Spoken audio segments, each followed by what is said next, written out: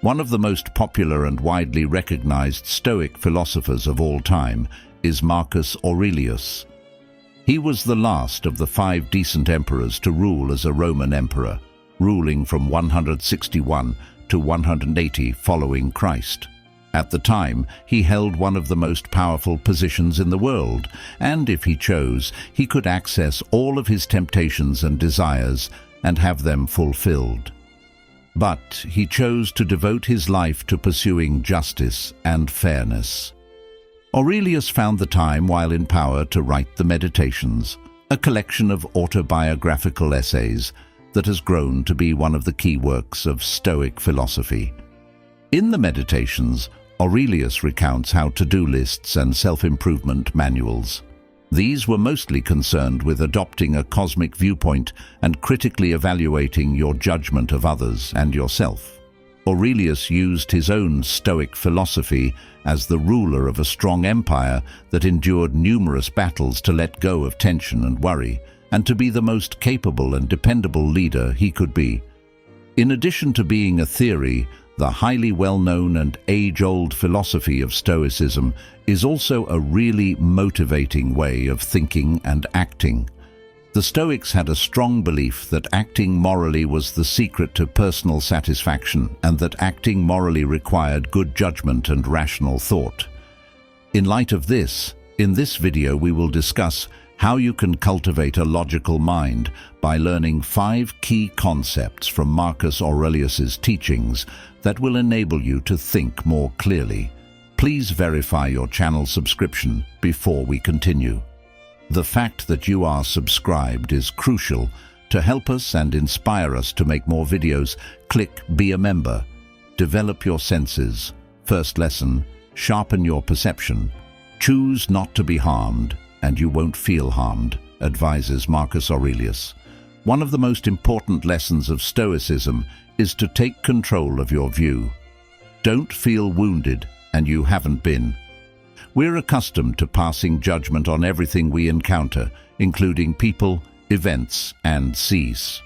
Each one receives a value assessment. Something was either good, bad, interesting, boring, beautiful, or ugly, for example. Unbeknownst to us, this is an extremely draining activity that could negatively impact our life. For instance, viewing every interaction you have on a particularly difficult day as terrible makes the day in general seem much worse. It will only be that one boring event in your week if you describe a party you attended as boring. We frequently allow our emotions to color our early assessments of things, which implies that they are probably not totally unbiased. Additionally, we have a propensity to speak in metaphors and exaggerations that make situations appear worse, which goes hand in hand with our predisposition to judge every minute of our lives. If your lover dumps you, you may instead refer to how they fundamentally no longer feel the same way about you as they once did by saying that they broke your heart. Your feelings are influenced by the way you think and speak. The way you unknowingly choose to think about the incident, rather than the event itself, is what gives you negative feelings. In contrast, the Stoics advise people to use caution while making decisions and to carefully consider all they encounter. Undoing your judgments, which simply means looking past them in order to view something through a more positive and reasonable lens, is one of the methods to be cautious. You might try to think of that dull party as an opportunity to see a different location and meet some new people. Make an effort not to judge others. Okay, so you might realize later that you didn't really connect with anyone, but you weren't expecting anything bad. The greatest approach to begin retraining your perspective on life is to practice not judging everything based on your first impulse and feeling. Whenever you have an opinion on something, try to stop and ask yourself, is this rational? What is the foundation for my opinion? Is there a more accurate or uplifting interpretation of this? Marcus Aurelius emphasized that harms can only exist if they are thought of as such. This implies that any difficult event you've had, seems more difficult the more difficult you think it is. As a result, you are in complete control of the degree to which certain circumstances affect you. The Stoics also exhort you to look for the opportunity or source of good in any negative event. Turning the hurdle upside down is a challenge for developing a Stoic perspective. You could feel frustrated when a new coworker is a slow learner and their errors hurt the business's bottom line. This employee gets in the way of your efforts to be successful, efficient, and profitable. But this circumstance can also present a chance for good. You will get the chance to develop your patience, become a better instructor, learn how to integrate new employees into the team, and practice handling stressful situations. Is there a more accurate or uplifting interpretation of this? Marcus Aurelius emphasized that harms can only exist if they are thought of as such. This implies that any difficult event you've had seems more difficult the more difficult you think it is. As a result, you are in complete control of the degree to which certain circumstances affect you. The Stoics also exhort you to look for the opportunity or source of good in any negative event. Turning the hurdle upside down is a challenge for developing a Stoic perspective. You could feel frustrated when a new coworker is a slow learner and their errors hurt the business's bottom line. This employee gets in the way of your efforts to be successful, efficient, and profitable. But this circumstance can also present a chance for good. You will get the chance to develop your patience, become a better instructor, learn how to integrate new employees into the team, and practice handling stressful situations. All of these abilities should help you make more money in the long run and be valuable in the future. Marcus Aurelius is credited with saying, "The impediment to action advances action," in reference to this topic. What gets in the way eventually becomes the way. In conclusion, take the time to look at things objectively rather than evaluating everything you encounter harshly. You may discover that life is simpler and clearer than you initially believed. Every scenario has both a more uplifting and a more uplifting interpretation. Nothing will annoy you as much as it did after you make the necessary mental adjustments, and life will go much more smoothly for you. Develop emotional restraint. Second lesson, master emotional restraint. Marcus Aurelius counsels us to refrain from allowing our feelings to overcome what our minds are telling us. Put an end to your hypocrisy, selfishness, and irritability. It stands to reason that acting irrationally is frequently depicted as being in sharp contrast to acting out of emotion. Nothing can impair our judgment more than our own feelings. Therefore, one of the most crucial abilities to develop if you wish to think properly at all times is the capacity to control your emotions. Marcus Aurelius believed that rage in particular causes more harm than good. Contrary to popular belief or efforts, managing your emotions does not entail stifling them. When you experience tremendous anger as a result of a betrayal, you are unable to suppress it by denying it to yourself or others, or by acting as though everything is fine. No matter how far you push it, it will still be there. According to the Stoics, controlling emotions like rage is accomplished by channeling them in a different direction. Therefore, when you next feel angry, consider what you can do with it. Although it may be alluring, can yelling at the person who injured you make things any better for you? Will it make the person you were betrayed by better? In other words, consider what you are tempted to do and then consider whether it is helpful. If not, look for constructive ways to communicate your feelings. Perhaps if you gently discuss your feelings with the person who injured you and try to understand their perspective, you can get better results. You may also write in a notebook, work out, play a video game, or do anything else that might help you release your anger later. Take anxiety or fear as an additional example. You may steer it, but you cannot simply push it down. You can utilize anxiety to challenge yourself, to take the acts that make you feel it, and to notice its presence throughout. as opposed to allowing it to paralyze you. Let's say you're too afraid to request a raise from your employer. Many people use this kind of anxiety as an excuse to avoid taking action and give in to their fears. Others might be able to handle it and view their worry as something that needs to be suppressed and ignored since it is getting in the way of moving forward. Neither, though, has to be the case. Instead, you can express your fear in a healthy way, and it might even prove beneficial. For instance, this anxiety causes you to ponder everything that could go wrong, which may cause you to think about all the conceivable questions your boss may ask and all the possible counter-arguments. This way, you can prepare for them and create a plan for every eventuality that can arise. The fear serves as a powerful motivator to actually do it, to push yourself and develop personally, to show yourself that you can do it, and to take the step not in spite of your fear, but in part because of it. And in that case, you can be conscious of your anxiety the entire time and think, "How awesome that I'm trying this anyway." When you can easily redirect strong emotions, you will remain composed no matter what, and your emotions won't ever impair your capacity for logical thought and wise decision-making. The secret to a more tranquil life is emotional self-control. Apply the control dichotomy. Exercise the duality of control in the third lesson. Marcus Aurelius once said, "You have control over your thinking, not external events." The dichotomy of control is the division between what we can control and what we cannot.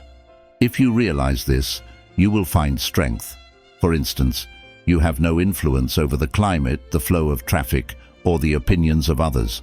However, you have some influence over your appearance, departure time, and the company you keep.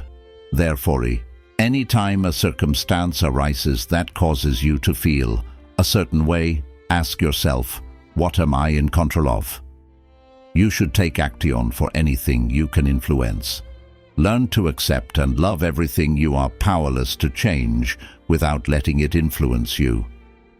You can instantly cleanse your thoughts if you can learn to discriminate between these two things and respond accordingly. Love for fate, or amor fati, is a crucial component of the duality of control. You will always love life if you accept all of the circumstances it delivers you. You cannot change your circumstances or avoid fate, but you can decide to love your life no matter what. You could believe there is no way out of a scenario where you are denied for a job you have been applying for years. You attempted to get the job and failed. In this situation, pretending to love fate is impossible. This is a misunderstanding, though.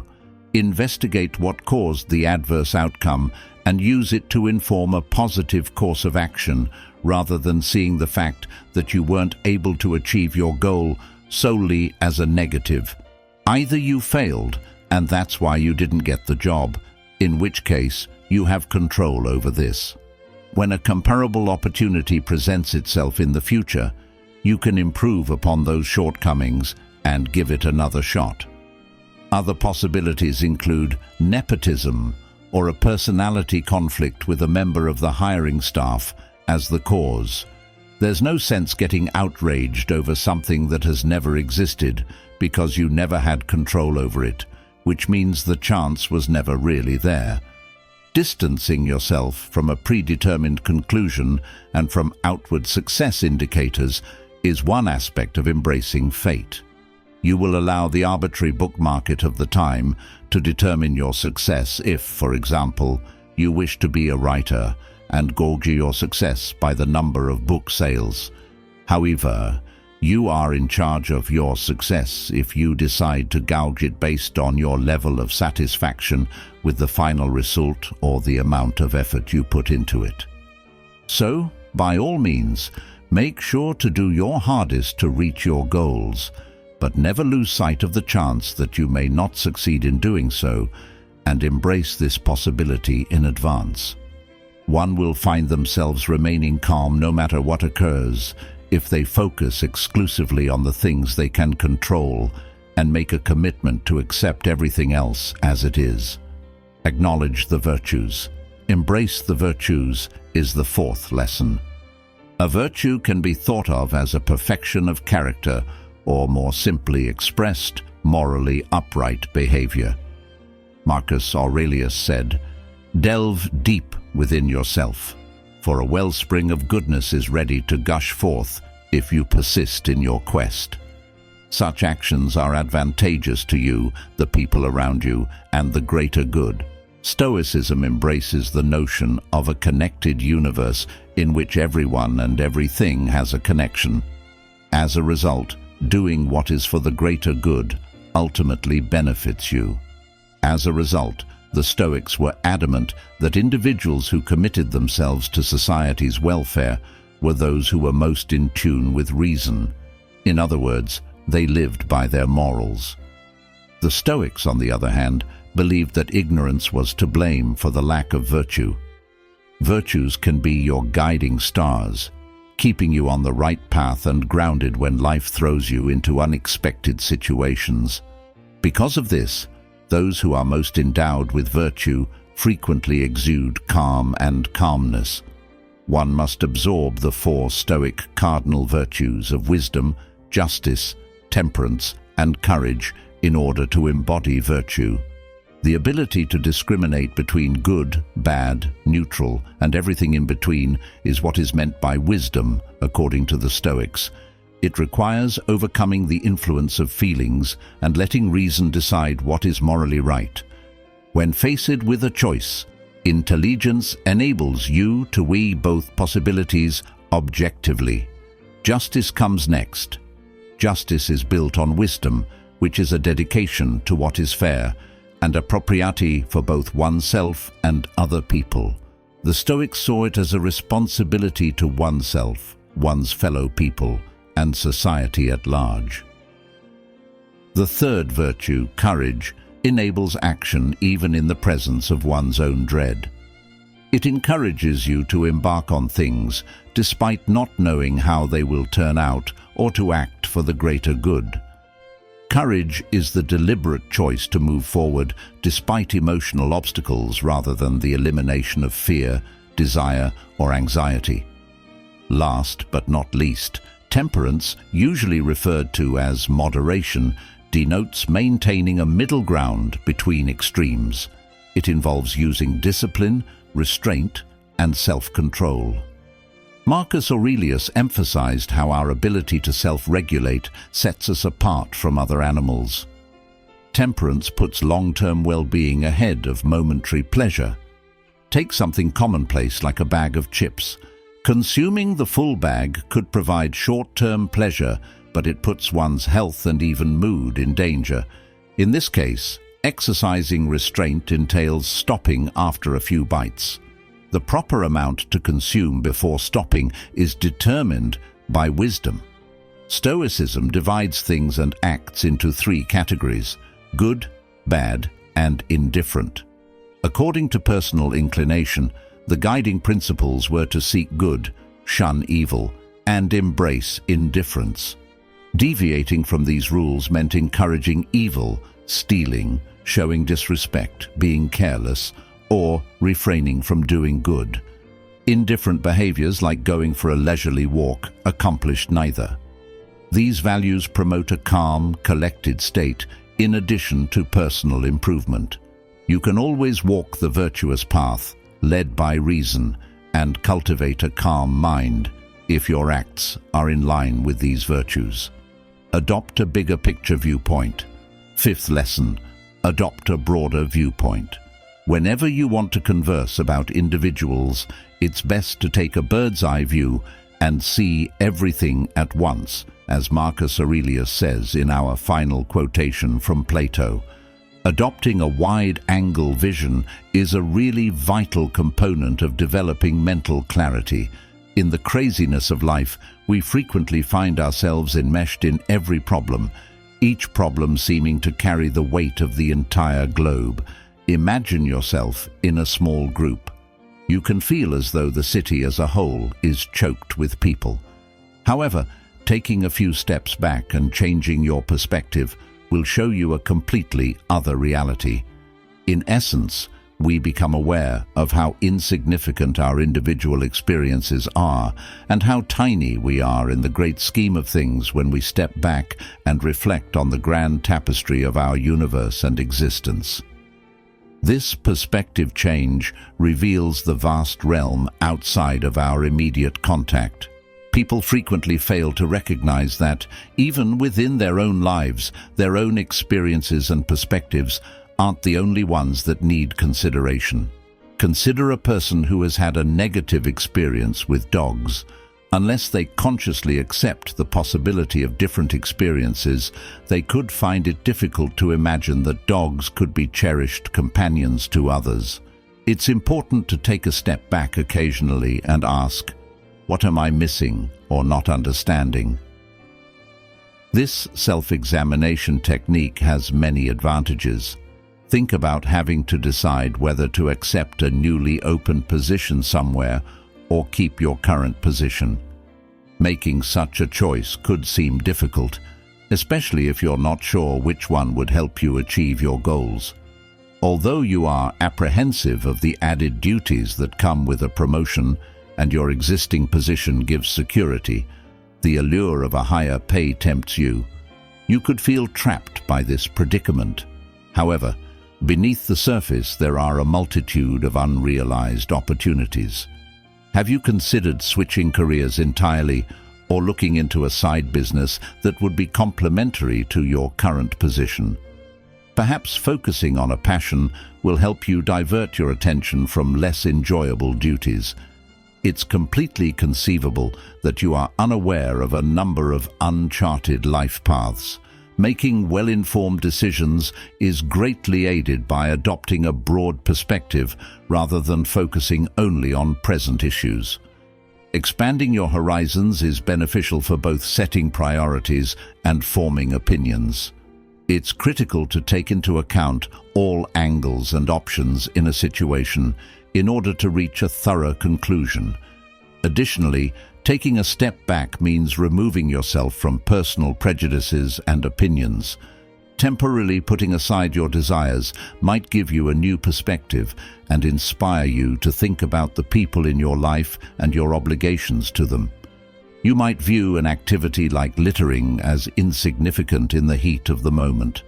The significance of your propensity to litter, in contrast to the sustainability of the planet, becomes vividly obvious when you pause and broaden your viewpoint to consider the totality of the world and the potential implications if everyone followed suit. As was already established, the Stoics believed that everything in the universe is interconnected and that your own well-being is enhanced by the well-being of the entire world. When faced with a decision, challenge, difficulty, or change in your life, it is crucial to step back and consider the world as a whole rather than simply your own life. You can ponder some issues internally. This can happen right away or later, perhaps while you reflect on your day while taking a stroll or journaling about it, a practice that Aurelius particularly favored. The most frequently asked questions are, what potential long-term implications might my choice or action have? How could another person's viewpoint on this be different from mine? Do I know somebody who could help, who is in a comparable situation, or has goals that are similar to mine? Does my decision or action have an impact on how I feel? Does it have an impact on those who are close to me? Are there any options that I have not yet thought of? It benefits you personally to take the time to think about all facets of the universe, since it makes it easier for you to comprehend your decisions, behaviors, and thoughts. Additionally, it allows you to aid the rest of the world, which benefits both of you. When you take the whole picture into account, you'll always have an overarching perspective that frees you from unwarranted bias, skepticism, or restraint. Join our community of Stoic minds by subscribing today to receive timely insights, useful advice, and timeless wisdom from Marcus Aurelius and other luminaries.